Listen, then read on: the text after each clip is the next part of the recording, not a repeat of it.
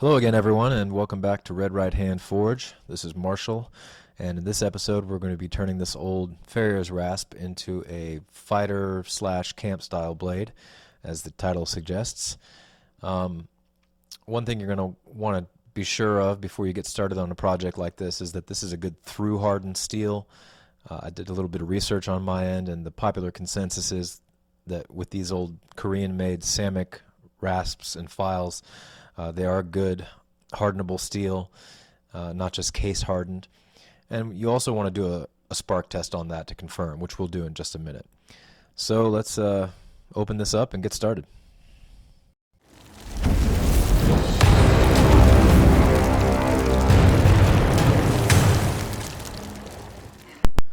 As I mentioned before, when you're dealing with mystery steel, the first thing you want to do is just make sure that you've got a good carbon content. And to do that, you just run it on the grinding wheel like so, and you're looking for those secondary sparks as it flies off the wheel. See how they kind of break apart again. You can find some charts on this online, some images, but that's essentially what you're looking for, and that lets you know that you've got a good carbon content. Again, I'd already done a little bit of research on this particular file, so I wasn't surprised with that. But if you're not sure, and even if you have done a little bit of research, it would be worth your while to check that before you dive into a big project like this and waste a bunch of time on non-hardenable steel. Now here we are annealing the steel, and this is just going to make it a little bit easier to work with. Theoretically, you could work this file while it's in its hardened state, but it's just a lot more wear and tear on your sanding belts and your paper and all your tools, and just a lot more work on you to try and manipulate that steel. So rather, we'll bring it up to just past non-magnetic and let it cool in the forge, so it cools very slowly down to room temperature again, and that will anneal the steel, softening it, and make it a lot more workable throughout the duration until we harden it again.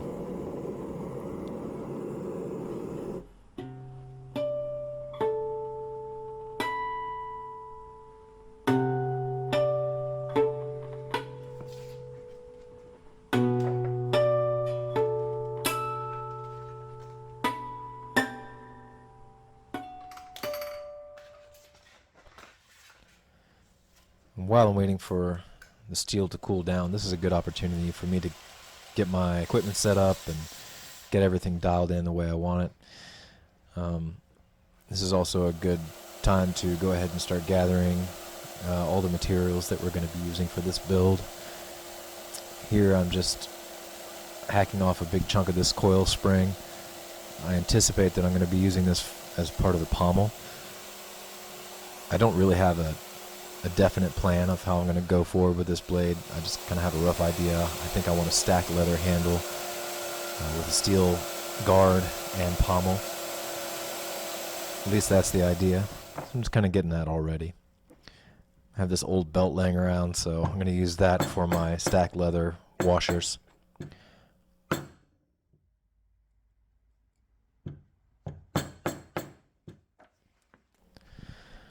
Now I'm just doing a rough mock-up of the profile. I really don't put a lot of effort into this ever. We'll let this kind of happen as we go along and we start physically shaping it. One thing I do know is that I want to put a very slight recurve on the edge of this one.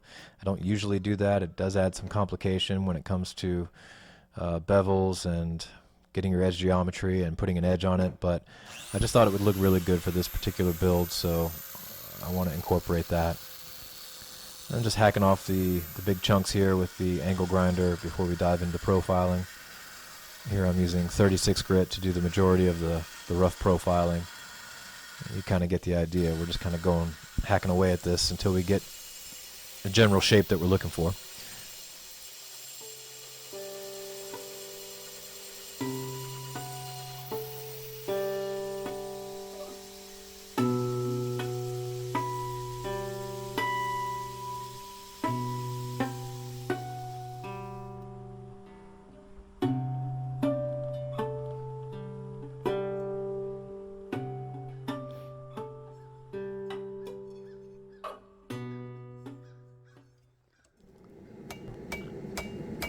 Now with stock removal, there's usually not much cause to get cranking on the anvil, but I wanted to put a little bit of a humpback on the handle, a little bit of an arc to it, and I also wanted to pull out the tang at the very back end so that we have something to peen over to hold the pommel on. So that's what's going on here.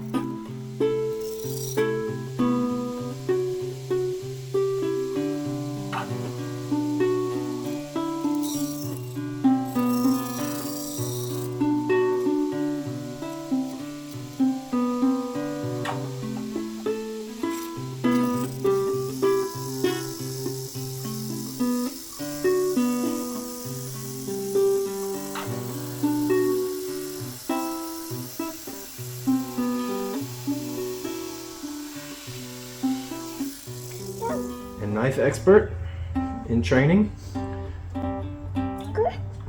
He's just really good at inspecting shops and the goings on. Pretty much anything I'm doing. I think so far we're getting good grades, but you never know until you see the full report. It's very critical.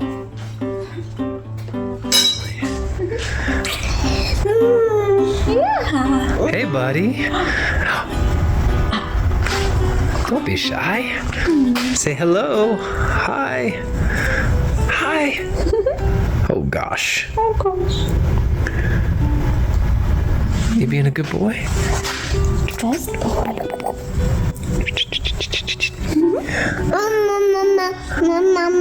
Yeah, you got your mommy. Yeah. Thanks for coming to visit.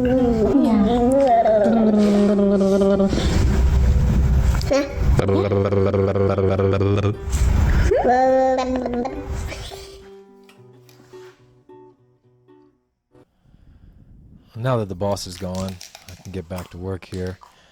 Just using a little blue layout die so that we can mark a center line along the edge, and that'll help us find our termination point when we're grinding out our bevels. Or not our termination, because we're not going down to a zero edge on this, but where it would be if we were going down to a zero edge. So we have a reference point.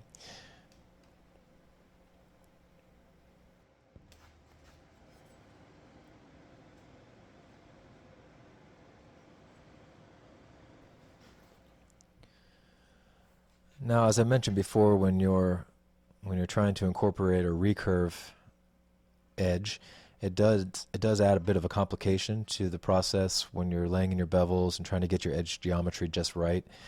This is a technique I picked up from another YouTube channel, using the work surface to lay in uniform, consistent bevels along the edge. If you're putting in a recurve. I started doing this, and I wouldn't say I ran into any real problems, but it felt very unnatural to me. I didn't like the way it felt after a few passes. So as you can see, as we move forward, I just went back to my comfort zone, which is laying them in freehand on the flat platen. And that's how I went through the rest of the project. If you have a technique that works well for you, whether it's using a jig, your work surface, using a file to lay in your bevels, whatever works for you, whatever you find feels the most comfortable and gives you the best results, I suggest that's what you go with. But I was trying something new, and it's just not for me.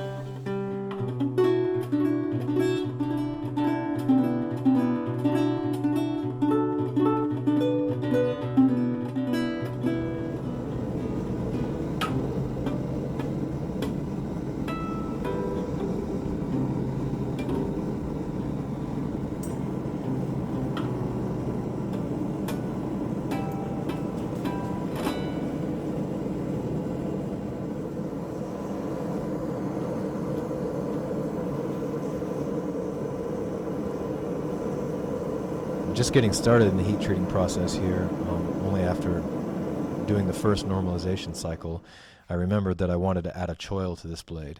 So that's what I'm doing here, just before I actually go forward with the next normalization cycle and the hardening, the quenching process, just laying in the choil.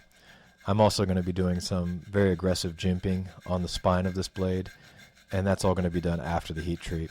It won't affect the heat treat. It never gets hot enough to cause, to make that kind of a difference, and it's away from the edge anyway, so it doesn't really matter. The only thing it does do, it makes it a little bit more difficult. So always best to do all your profiling before the heat treat, but if you do have little final touches like this you want to add, it's okay usually to do it afterwards, as long as you're not getting up to really high temperatures and interfering with that hardening process.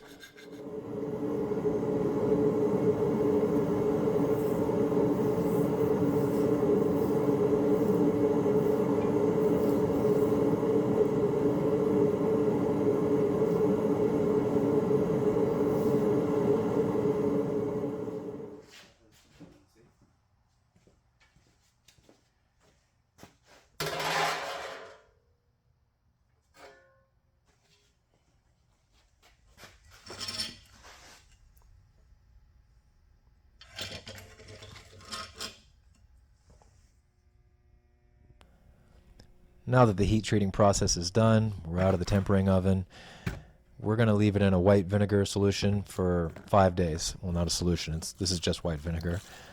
Now, you don't have to do this. You can grind away the slag after you're done heat treating, but since I want to keep the look of the file, I want it to be obvious that this is a file knife. I thought it'd be easier to do it this way. The vinegar will get into those little nooks and crannies, so we don't have to file away the texture or grind away the texture of the rasp. So that's what I opted for. And here I'm just making a compression tool for the leather stack handle.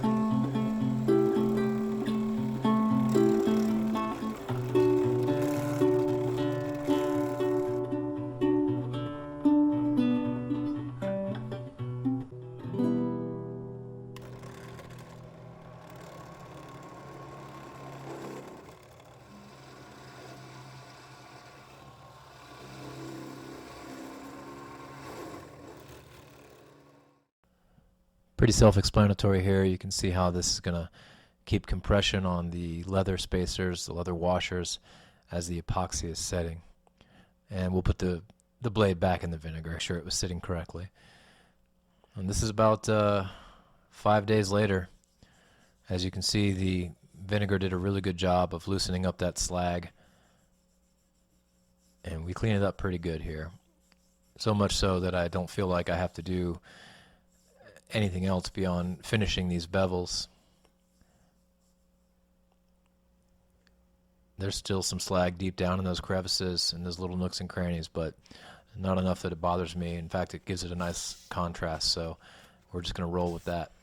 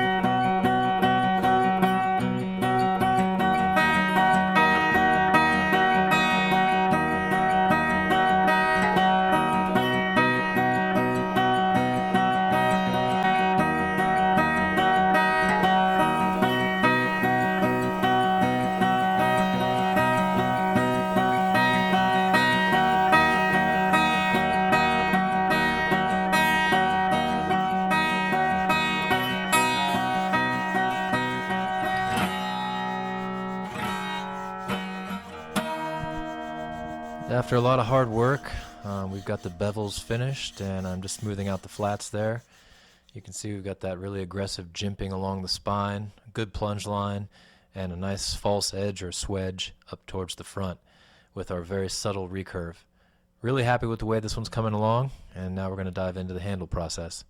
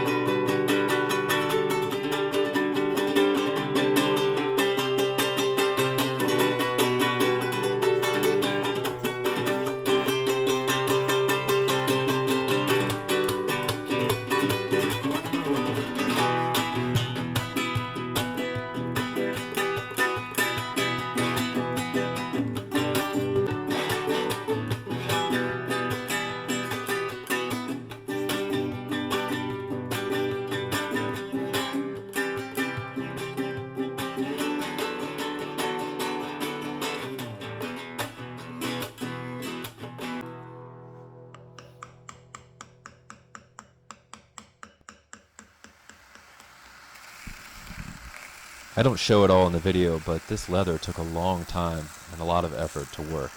It's very soft, but it's extremely tough. It takes a lot longer to shape and to smooth than hardwoods and other materials that I'm used to working with. Plus, there's a lot of conditioning involved with. I use beeswax and mineral oil, and just, of course, dye. And it just took a lot longer than I expected. This is my first leather stack handle, and I didn't put it on camera because it's kind of monotonous and boring to watch. But suffice it to say, this was a big project, and doing a leather stack handle, it takes a lot of time and patience.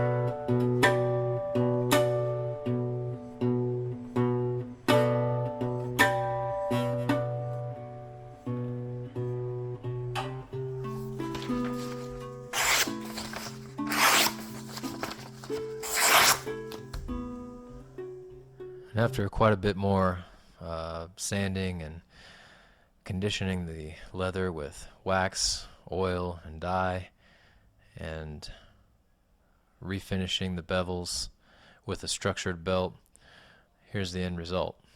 You see we've got the skullcracker pommel on there now, which I like a lot better than the first one we had on there. I'm thrilled with the way this one turned out. I think it's a beautiful blade. It's very well balanced, and it was a lot of fun to make. Hope you enjoyed watching. Thank you.